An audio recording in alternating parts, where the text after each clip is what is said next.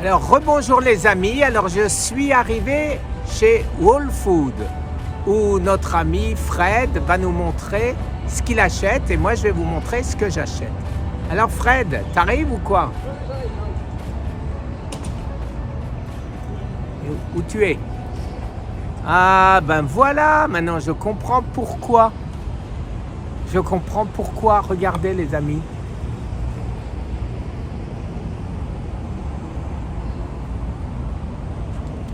Voilà. Pourquoi quoi?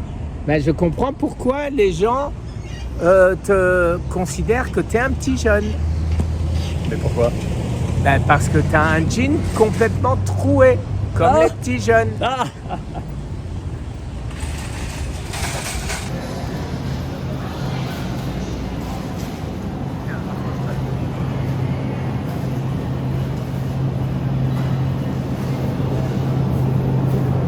Hello Dominique. Hello. Alors Dominique adore les chicons. Alors vous savez ce que c'est des chicons? C'est des endives. Mais des endives... Moi, je suis de la, ch'tis. Des je endives suis de la ch'tis. ville des chicons.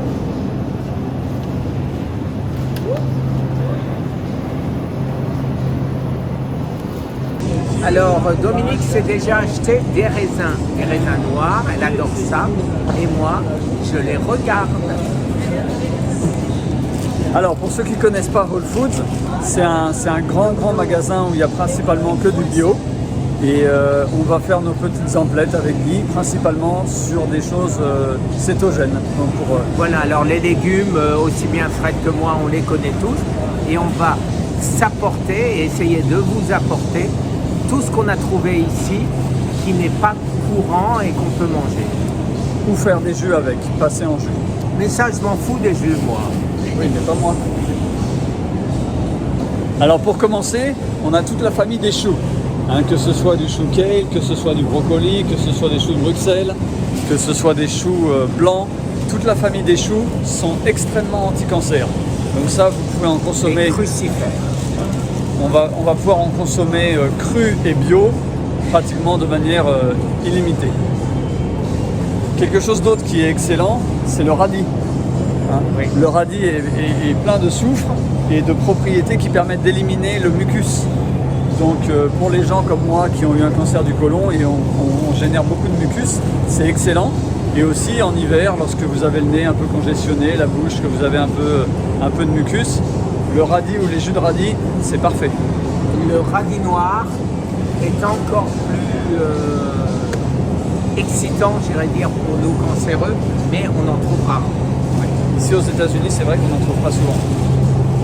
Les betteraves que moi je consomme dans mes jus, qui sont, d'après ce que nous dit Thierry Casasnovas, qui sont vraiment une cure de jouvence pour le sang et pour tout le système sanguin.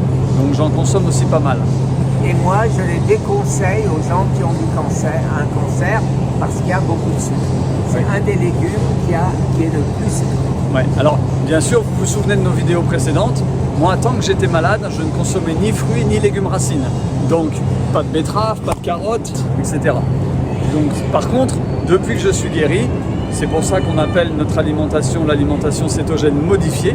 Parce que moi, personnellement, et c'est pas le cas de Guy, j'ai réintroduit à petite dose des fruits, des carottes et des betteraves dans mes jus.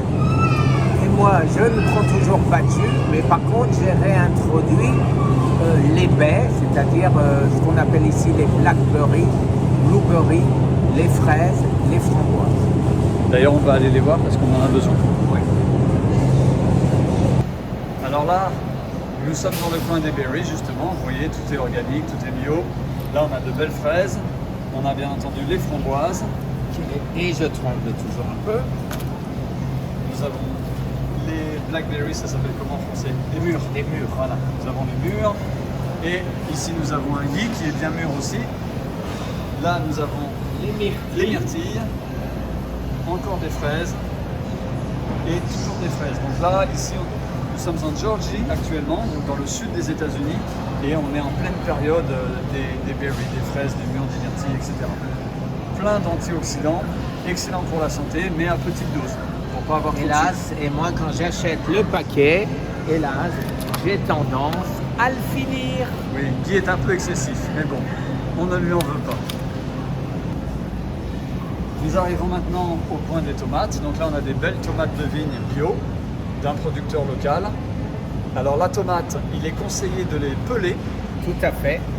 et de les faire cuire. C'est un des rares légumes, en fait c'est un fruit, mais on va l'appeler légume parce qu'on a plus l'habitude. C'est un des rares légumes qu'il est préférable de consommer cuit parce qu'il développe encore plus ses qualités et ses nutriments. Absolument. Surtout pour le cancer de la prostate. Et juste à côté, nous allons passer aux avocats. Donc là, pareil, absolument exceptionnel pour la santé en général et pour le cancer en particulier. Excellente source de gras et très très bon pour la santé, plein de vitamines, minéraux, etc. Alors personnellement, j'aime bien acheter des paquets avec des petits avocats parce que je le mange en totalité. Alors que si je prends des gros avocats, eh ben, la deuxième partie que je laisse dans le frigo, si je mets pas de jus de citron dessus, eh ben, elle noircit. Alors là, Turmeric, ça c'est du gingembre. donc le turmeric c'est du curcuma en français, Voilà. ici, et ça c'est du gingembre. Hein, Voilà. excellent pour la santé, excellent pour le cancer Exactement. Et voilà, comme ça. et anti-inflammatoire. Voilà. Gingembre, turmeric, les deux, je les prends en naturel, en poudre, de manière ne sachant pas lequel va faire le plus d'effet. Mais j'en mets dans ma boisson magique, ma potion magique, et j'en mets pratiquement sur tous mes aliments quand je mange. Alors moi je le consomme principalement frais et pour ceux qui ne s'y connaissent pas énormément en épices exotiques, le gingembre est un peu plus clair et il est plutôt jaune à l'intérieur, alors que le curcuma est un peu plus foncé déjà de nature et il est complètement orange à l'intérieur. Voilà. Shiitake, les champignons. Alors ces champignons, eux aussi, sont réputés anticancéreux et donc je les mange crus en lamelles dans ma salade, tout simplement avec un peu d'assaisonnement ou même cru. Alors moi je les consomme, ma femme étant asiatique et le shiitake étant un champignon asiatique, je les consomme surtout dans des soupes, mais ce qu'on fait des soupes un peu asiatiques. Et on utilise une base de bouillon d'os, de bone broth, hein, qui est très très bon, plein de collagène. Et on rajoute les champignons au tout dernier moment pour qu'ils ne cuisent pas. Ils sont à peine chauds et on les mange comme ça dans la soupe, c'est excellent. Parfait. Alors les champignons de Paris, paraît-il, auraient exactement ou à peu près les mêmes effets pour un prix nettement moindre, donc c'est intéressant de le savoir. Jean-Marie Dessin, que vous connaissez tous, me l'a expliqué. Alors les citrons, les amis, alors je les mange ainsi que Fred. On le coupe en deux, on le coupe en quatre, on le coupe en 8 et on le mange comme ça après les avoir bien lavés, bien qu'ils soient organiques. Alors l'autre rôle de mes citrons, j'achète des gros sacs comme ça organiques et je les mets avec mon baking soda tous les matins ou tous les soirs. Quand je jeûne, je peux le mettre tous les matins. Quand je ne jeûne pas et que je mange, pour ne pas avoir un estomac trop alcalin, je le prends le soir avec mon baking soda, avec ou du citron ou du apple cider vinegar. Du vinaigre de cidre, Oui. pour les francophones. Alors là, on va passer sur un produit que je sais que toi, Guy, tu ne consommes pas, contesté, mais que moi, j'ai commencé à consommer très occasionnellement une fois que j'ai été guéri. C'est la pastèque. Donc ici, on a de très très belles petites pastèques organiques. Il y en a aussi des énormes qui sont là-bas à l'entrée, je ne vais pas y retourner. Et pour moi, la pastèque, c'est vraiment un fruit magique. Ça ne se consomme qu'en été, juillet, août en général, hein, c'est la saison la plupart du temps. Et voilà, j'essaie de ne pas trop en consommer parce que c'est très riche en sucre, mais c'est aussi plein de propriétés au niveau micronutrition et c'est extrêmement rafraîchissant en été. Ça peut même remplacer au niveau hydratation les boissons. Ouais. Alors ce que je vous dirais, c'est, je suis tout à fait d'accord avec Fred, quand on n'a plus de cancer, et si vous avez un cancer, éviter Tout à fait. parce qu'il y a beaucoup trop de sucre. Ouais, on est d'accord. Alors nous sommes au rayon de la mer. Alors vous avez des quantités de choses. On peut tout manger. À une condition, c'est que ce soit sauvage. Jamais d'élevage, parce que d'élevage, on leur donne à manger n'importe quoi. C'est pourquoi Fred ne mange que de la viande de la ferme et que moi, je ne mange pas de viande parce que je n'ai accès qu'à de la viande de supermarché. Alors on voit, hein, c'est très intéressant. Bon, ici il y a tous les fruits de mer qui sont excellents pour la santé. Regardez la différence entre un saumon sauvage qui est presque rouge et un saumon de ferme qui est complètement décoloré. Et encore, paraît-il qu'ils mettent des colorants que normalement il serait presque gris. Absolument. Et Donc, en voilà. plus de ça, si tu reviens sur le saumon sauvage, tu vois qu'il n'a pas de gras. Et le saumon de ferme, il a des lignes de gras partout. Il ne peut pas se dépenser. Il est enfermé dans un très petit espace, alors que le saumon sauvage, lui, il se balade. Hein. Alors ici, nous arrivons au rayon boucherie. Moi, je me fournis directement chez le fermier. Mais à Whole Food, la viande est quand même de bonne qualité, surtout si c'est marqué grass-fed, donc qui signifie que ce sont des animaux qui ont été nourris à l'herbe. Pour ceux qui ne le savent pas, il y a un moyen assez facile de reconnaître une viande qui a été nourrie à l'herbe d'une viande qui a été nourrie au soja et aux céréales. Vous voyez, alors je ne sais pas si on va le voir sur la caméra, mais le gras ici est un peu jaunâtre, il est un peu foncé. J'ai l'impression que ça ne se voit pas à la caméra, mais nous on le voit bien.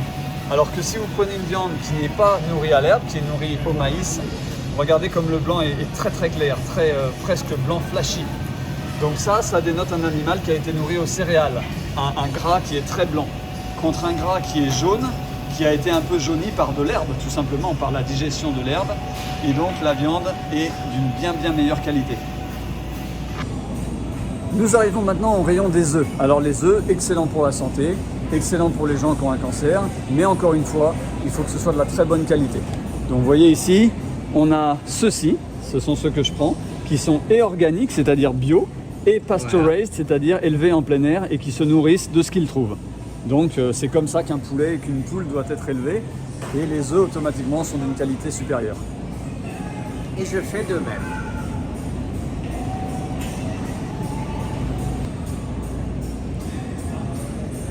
Nous sommes maintenant en rayon fromage.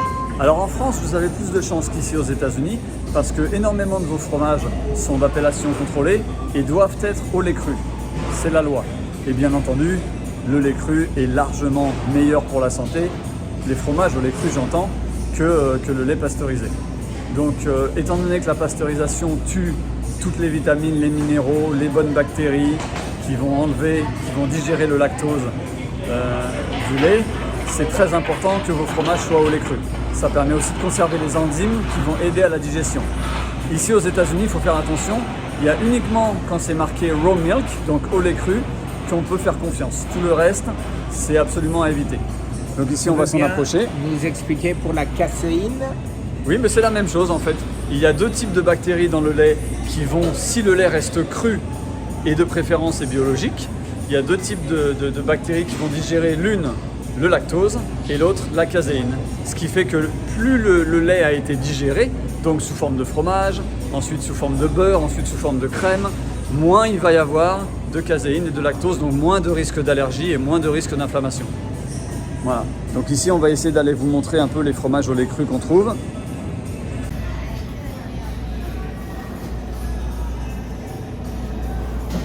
Il y aura encore des crèmes fraîches. Moi, j'achèterais bien celui-là, tu vois. Il m'a l'air bien piqué. Ouais, malheureusement, ça, les bris et tout ça, ici aux États-Unis, c'est uniquement au lait pasteurisé. C'est compté. Alors le comté C'est là. Le comté il est là. Donc là, on voit tout de suite que c'est marqué raw milk. Vous voyez le premier ingrédient ici, au lait cru. Donc le comté, étant donné que c'est d'appellation contrôlée, même aux États-Unis, c'est obligé que ce soit au lait cru. Donc le comté, c'est une bonne solution. Le gruyère élémental aussi, qu'il regroupe ici sous le même nom de Swiss cheese, c'est aussi obligatoirement au lait cru. Voilà, il va y en avoir quelques autres, mais ça va pas être la majorité tout de même. Je vais aller là. Et ça, c'est impossible, ça. Les bleus d'Auvergne. Alors normalement, le roquefort est au lait cru. Donc s'il y a du roquefort, tiens, Papillon. Papillon, c'est un très bon roquefort, une marque française. Et là, c'est marqué Raw Sheep Milk, donc c'est du lait cru de brebis. Voilà. C'est génial. Donc c'est le vrai roquefort. De toute façon, Papillon, hein, c'est une marque très renommée en France. Il y a vraiment les deux marques connues, c'est Papillon et Société, mais Papillon est à un niveau supérieur. La glace. Alors là, on arrive dans le rayon des glaces, des ice cream. Le rayon de Guy. Le rayon de Guy, exactement. Alors, pas tous les jours, bien entendu, mais une fois de temps en temps, la marque Rebelle est une marque de glace keto. Donc, on a le droit d'en manger. Il y a Et une celle-là deuxième marque aussi. qui vient de sortir, qui s'appelle Keto Unlighted. Donc, qu'est-ce qui en fait une glace keto? C'est que, 1, il n'y a aucun sucre. 2, ils utilisent de la pure crème fraîche plutôt que d'utiliser du lait. Donc, il n'y a pas de lactose. Et c'est vraiment, elles sont vraiment bonnes. Par contre, il ne faut pas les manger à la sortie du réfrigérateur. Il faut les sortir au moins 5 minutes avant, qu'elles commencent à fondre un peu. Et là, elles reprennent leur aspect crémeux. Et elles sont vraiment pas mal du tout.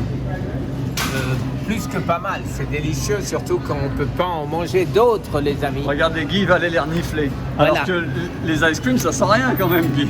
Alors moi, c'est celle-là que je prends d'habitude, et tu vois, il y a quand même, quand je regarde, il y a 15 grammes, à savoir 5% de carbone. Alors on va comparer avec la Rebelle. Alors moi, la Rebelle ici, total carb, 1 gramme. Ah voilà, C'est pour ça que Et je mets voilà. celle-là, 1.4, Voilà. pardon. ouais. Total C'est pas carb 14. 1.4 et... Non, c'est 1.4. Donc la Rebelle, Il ne faut pas acheter celle-là, il faut acheter Et la mieux. Rebelle. Si je la trouve, elle vient. Alors les amis, ce qui me manque le plus, bien sûr, c'est le pain. Et notre ami Fred a trouvé un pain. keto. Donc voilà, je sais pas si vous la trouverez en France, mais nous ici, ça a changé ma vie. Donc c'est une marque qui s'appelle Base Culture. Il n'y a aucune céréale, bien sûr pas de gluten, pas de préservatif, pas de laitage. C'est uniquement des ingrédients keto et principalement c'est de la poudre d'amande et du psyllium. Donc il y a des œufs, de la poudre d'amande, du flaxseed, du psyllium. Voilà les ingrédients principaux. 8 Et vous grammes voyez, de carbohydrates. total sugar pour- 0. Oui, mais 8 grammes de carbohydrates pour une slice, pour une Ouais, tranche. mais il y a 4 grammes de fibres dedans, donc ça fait Ouais, plus donc que ça 4 fait grammes plus de 4 grammes. et 0 sucre. Ouais. Et quand on passe ça au toaster, bon là il est surgelé, il n'y a quasiment aucune différence avec un pain semi-complet, demi, qui serait passé au toaster. Donc ça c'est vraiment, pour moi ça a changé ma vie. Je peux faire des tartines, je peux faire des sandwichs, etc. etc. Nomino, tu me feras des sandwichs, des croque-monsieur. Tu veux que je te le Et prenne? je me suis fait des croque-monsieur il n'y a pas longtemps. C'est vrai? Ouais, ouais. Je te le prenne? C'était On extraordinaire. l'achètera. Ouais, parce que bon, c'est pas comme ça.